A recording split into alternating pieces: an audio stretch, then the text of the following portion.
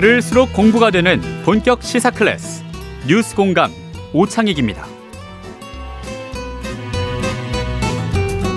네, 목요일의 코너입니다. 경제상담소 김혜진 전국 불안전 노동철폐연대 상임활동과 함께합니다. 어서 오십시오. 네, 안녕하세요. 네, 일단 오늘 다룰 주제와 관련해서요. 저희가 준비한 음성을 한번 함께 들어보시죠. 노동시장을 유연하게 바꾸면서 노사 및 노노 관계의 공정성을 확립하고 근로 현장의 안전을 개선하기 위해 모든 노력을 다하겠습니다. 네, 윤석열 대통령의 목소리고요. 지난 신년사에서 노동개혁을 강조하던 대목이었죠. 노동개혁만이 아니라 뭐 교육, 연금개혁도 강조하고 있는데요. 대통령이 강조하는 노동개혁 어떻게 보십니까? 신년사는 그래도 좀 부드럽게 말한 편인 네. 것 같은데요. 지금 이제 같은 기조로 매우 말을 세게 하고 있는 중이잖아요. 사실 뭐 제가 보기에는 현실에 전혀 기반하지 않고 노조에 대한 왜곡과 혐오를 퍼뜨리고 있다는 거고, 이 노동개혁을 얘기할 때마다 불안정 노동자들을 계속 내세우거든요. 그 노동자들을 위해서. 약자들. 네네. 네. 그래서 약자들을 위하는 것처럼 하지만 실제 내용을 보면 그 노동자들을 훨씬 더 위험에 빠뜨리는 그런 내용들이라는 거죠. 그러니까 말이 앞뒤가 다르다고 생각을 할 수밖에 없습니다. 구체적으로 들어가 봐야 될 텐데 이를테면 노동자 일반 또는 노동조합에 대한 혐오를 퍼뜨린다고 하면 이게 먹히니까 하는 거 아닐까요? 그렇겠죠. 그러면 우리 사회 전반에 뭐 그게 어느 정도인지는 봐야 되겠습니다만 노동자 또는 노동조합에 대한 부정적 인식이 있고 그에 기반해서 대통령이 이렇게 노동개혁을 강조하는 거 아닐까요? 그렇죠. 그러니까 노동자들에 대한, 노동조합에 대한 부정적인 인식이 사회적으로 많은 건 사실인 것 같습니다. 그러니까 전체적으로 보면 노동조합이 필요하다는 응답은 매우 높거든요. 그런데 현재의 노동조합이 그런 역할을 하고 있다고 생각하지는 않는 것 같아요. 많은 노동자들이. 그러나 사실 노동조합이 제대로 사회적으로 본인들이 어떤 역할을 하고 있는지를 드러낼 기회도 별로 없고, 노동조합이 어떻게 운영되고 있는지, 무엇을 하고 있는지를 시민들이 잘 모르는 영역이기도 하거든요. 그런 점에서 그러니까 제가 앞서 말씀드렸던 것처럼 현실과 다른 약간 오해와 왜곡도 굉장히 많이 있다고 생각을 합니다. 네. 실제로는 어떠냐? 실제로 뭐 이를테면요. 개혁을 해야 되는 이유 중에 하나가 노조 부패를 대한민국 3대 부패로 얘기했어요. 이것도 윤석열 대통령의 말입니다. 그러니까 관료들이 국가를 기반으로 한 부패가 있을 것 같고 일상적으로 있었죠. 또 하나는 뭐 자본을 기반으로 한 부패가 있었고, 이 두 가지 부패는 좀 익숙한데 노조 부패는 새로운데 하여튼 이것도 뭔가에 기반한 얘기 아닙니까? 아니요. 전혀 그것은 사실이 아니라고 저는 그렇습니까? 생각하고요. 그러니까 물론 이제 노조도 어떤 노조냐에 따라 다르겠죠. 뭐 노조도 이름만 있고 실제로 노조로 기능하지 않는 것들도 많이 있긴 하니까.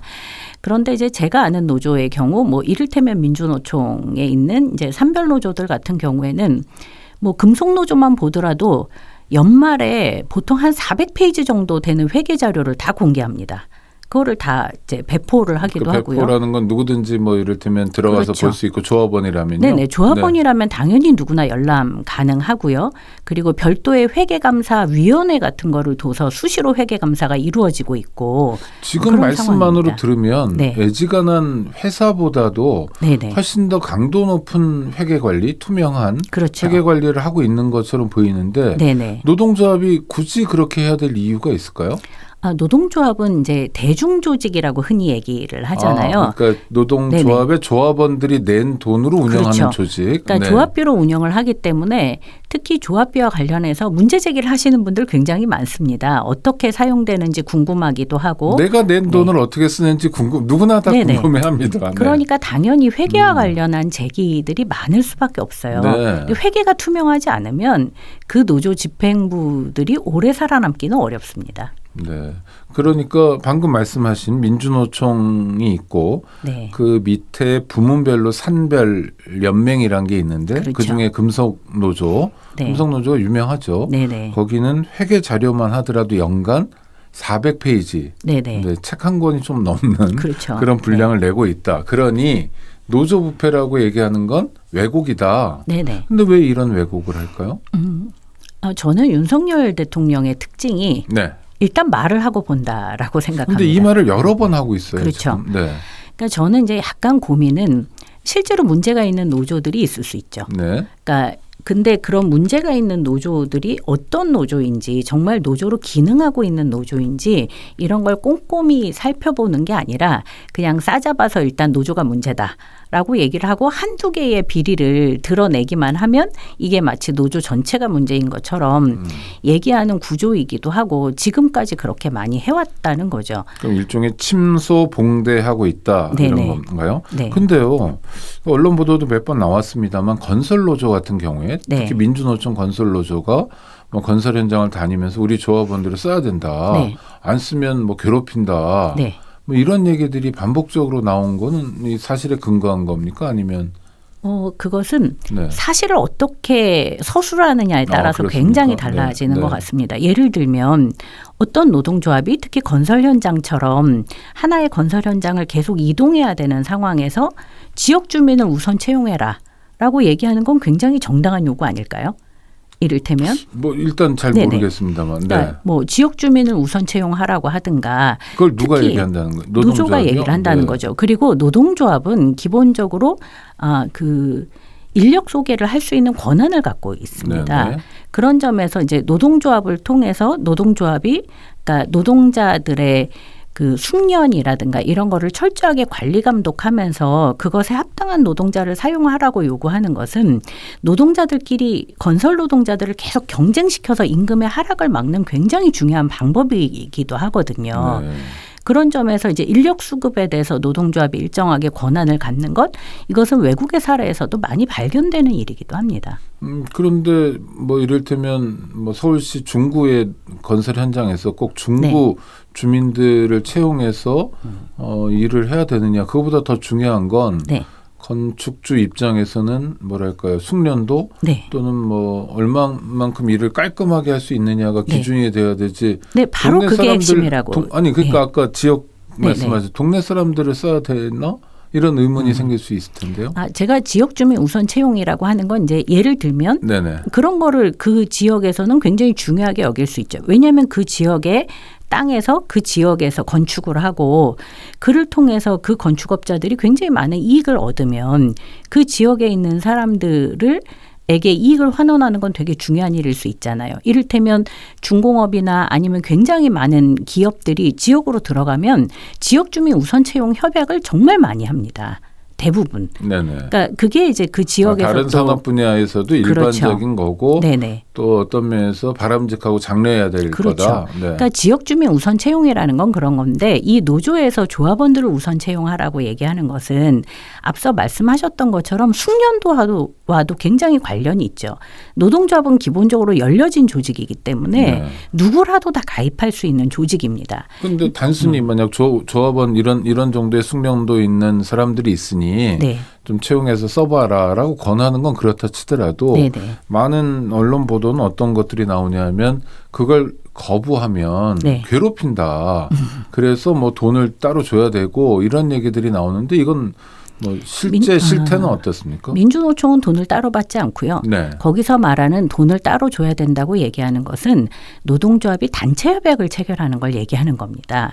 그래서 단체 협약을 체결해서 노동자들이 이 현장의 안전을 도모한다거나 또는 거기에 이제 상근자가 활동을 하면서 그러니까 노동자들이 다치거나 위험하지 않도록 하는 활동을 해야 되잖아요. 네네. 어떤 하나의 현장이 생기면.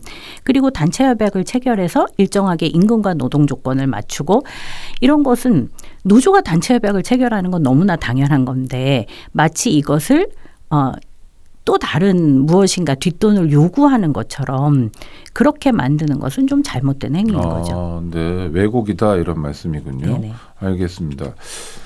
하여튼 노동 개혁을 하겠다고 하는데 네. 그러면 대통령이 이 말씀하시고 있는 노동 개혁의 핵심은 뭔가요? 아직 이제 제목 정도만 나오고 있는 것 같은데요. 그래도 네. 몇 가지는 간헐적으로 나오는 것 같습니다만. 지금 크게 나오는 게 이제 두 가지 정도가 많이 부각이 네. 되고 있는데요. 하나는 노동 시간에 관한 문제고 또 네. 하나는 임금 체계에 관한 네, 부분입니다. 그럼 노동 시간부터 한번 들어가 보죠. 지금 네.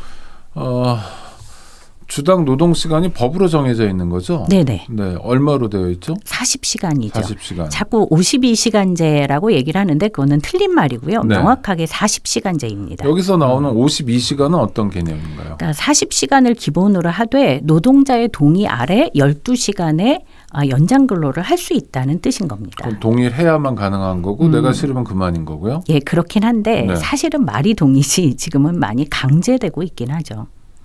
그러니까 그러면- 포괄적 동의라고 해서 네네. 처음에 이제 입사할 때 포괄적으로 이 시간에 대해서 수용하겠다고 하면 이거를 이제 연장 근로에 대해서 동의하는 걸로 간주하는 관행들이 있기 때문에 그렇게 연장 근로를 하게 되면 40시간에서 주 52시간이면 12시간을 더 연장 근로하는 거잖아요. 최장. 네네. 그럴 때는 뭐 돈을 좀 더 줍니까? 그렇죠. 어떻게 더 1.5배를 줍니까? 줍니다. 1.5배를. 네. 이걸 뭐라고 불러요? 2.5배 연장 근로 수당. 연장 근로 수당. 네. 자, 좋습니다. 그러면 노동자 입장에서 좋은 제도일 수도 있고 또 아닐 수도 있네요. 근데 52시간으로 정해놓은 까닭은 뭔가요? 세계적으로 보면 이 노동자들의 노동 시간을 법적으로 계속 줄이려고 노력해온 역사거든요. 왜냐하면 이 노동이 그동안 뭐 이를테면 한 100년 뭐 그렇죠. 그 이상의 역사가 네네. 네. 왜냐하면 노동자는 기계가 아니지 않습니까? 그럼요. 적정한 네. 노동 시간을 일해야 기계도 건강을 유지할 돌리다가 수 있죠. 좀 쉬어줘야지 네, 안 맞아요. 그러면 고장 맞아요. 납니다. 사람은 말할 것도 맞아요. 없죠. 적정한 노동 시간을 일해야 살 수 있고요. 네네. 그리고 회사에서의 일이 사람의 전부가 될 수는 없지 않겠습니까? 친구도 만나야 되고 문화활동도 해야 되고 가족과도 시간을 보내야 되죠.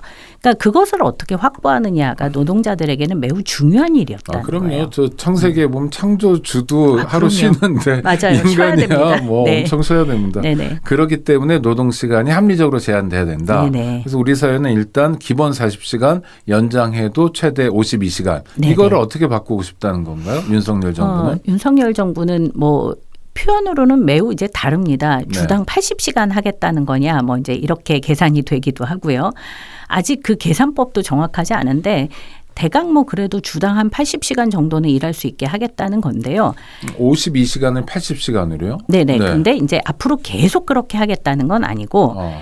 일단 몰아서 그렇게 일을 하고 그리고 나서 이제 나머지 시간은 좀 더 이렇게 적게 일하고 이렇게 시간을 유연하게 만들겠다는 뜻입니다. 그러면은 일단 80시간만 하면 네. 법정 노동 시간이 40시간인데 그거에 2배 일하는 거잖아요. 그렇죠. 네. 하루에 몇 시간씩입니까? 그거는 사람이 견뎌내기 되게 어려운 상태일 것 같은데요. 어렵죠. 11시간 연속 휴게를 보장한다고 하니까 적어도 13시간을 일하게 하겠다는 뜻인 거죠. 매일처럼. 네. 네. 물론 이제 일이 없을 때는 쉬게 한다는 조건이 있기는 하지만 그래도 이렇게 긴 시간을 일한다는 건 정말 있을 수 없는 일이죠. 왜 그런 거를 꺼낼까요? 지금 어떤 필요 때문에요? 그러니까 쉽게 얘기하면 기업이 원하는 때 원하는 방식으로 원하는 만큼 일을 시킬 수 있어야 한다는 게 원칙이라는 거죠. 뭐 납품이 들어와가지고 지금 네네. 바짝 바쁠 때 네. 새로운 고용을 하지 말고 네네. 있는 노동자들 가지고 네. 뭐 평소보다 좀 더 일을 시키고 그럼 자본의 요구는 받아들이는 건데 그럼요. 반면에 인간의 요구, 노동의 요구 또 인간 존엄의 요구는 좀 외면하는 것처럼 보이네요. 그렇죠. 완전히 외면하는 거죠. 그러니까 적어도 노동 시간에 대해서는 장시간 노동 체계를 만들겠다고 하는 거는 저는 어떤 일이 있어도 있을 수 없는 일이라고 생각을 하거든요. 네. 지금도 특별 연장 근로라고 해서 그러니까 긴급한 상황이 발생했을 때 장시간 노동이 많이 허용되고 있습니다. 실제로 되게 허용이 되고 있는데 그런 게 아니라 그러니까 주 40시간 제도 자체의 근간을 허물고 싶어 하는 거거든요. 자, 그러면 그러니까, 주 예. 40시간 또 주 52시간 연장 근로 그걸 네. 69시간 뭐 주 80시간 이렇게 바꾸는 건 네. 대통령 마음대로 할 수 있습니까? 아니면 법률 사항입니까? 법률 사항입니다. 그래도 국회에서 조금 막을 가능성은 있군요. 네, 그래서 별로 쉬울 거라고 생각을 하진 않는데 네. 문제는 이런 거예요. 그러니까 이렇게 사회적으로 이게 너무 당연해라고 얘기를 해버리게 되면 한국에서는 법을 지키는 기업이 있지만 지키지 않는 기업들이 있습니다. 그렇죠. 작은 기업이나 이렇게 네네. 가면 300인 이하 네네. 뭐 네. 그런 기업들에서는 정말 예측할 수 없는 장시간 노동이 벌어질 수도 있는 거죠. 그러니까 법이 이렇게 되지 않는다고 하더라도 그 사각지대에서 굉장히 많은 장시간 노동이 일상화돼 버릴 거라는 그러니까 노동 거죠. 시간 뭐 시간이 다 돼서 짧게 하나만 여쭤보면 노동 시간이 합리적으로 제한되지 않으면 네. 웰빙이 어렵다. 인간답게 살지 못한다만 네. 문제입니까? 아니면 건강에도 치명적일 것 같은데. 당연히 건강에 치명적이죠. 지금 과로사 하는 노동자들이 한국에서도 굉장히 많은데요. 네. 그러니까 과로사 뭐 주 60시간만 넘으면 사실 과로사 인정 기준에 포함되거든요. 물론 이제 12주 정도 그렇게 일해야 된다는 네네. 전제가 있긴 하지만 기본적으로 주당 60시간은 과로사. 네네. 네. 그러니까 죽도록 일하면 진짜 죽는다는 겁니다. 아, 중요한 말씀 들었습니다. 죽도록 일하면 진짜 죽는다. 시간이 다 돼서 오늘은 여기서 마무리해야 될 것 같은데 임금 체계 아까 호봉 얘기 같은 건 다음에 또 모셔서 이야기 나누도록 하고요. 네네. 하여튼 노동 개혁이라는 게 뭔지에 대해서 짧은 시간이나마 살펴봤습니다. 김혜진 전국불안전 노동철폐연대 상임활동가와의 인터뷰였습니다. 고맙습니다. 네, 감사합니다.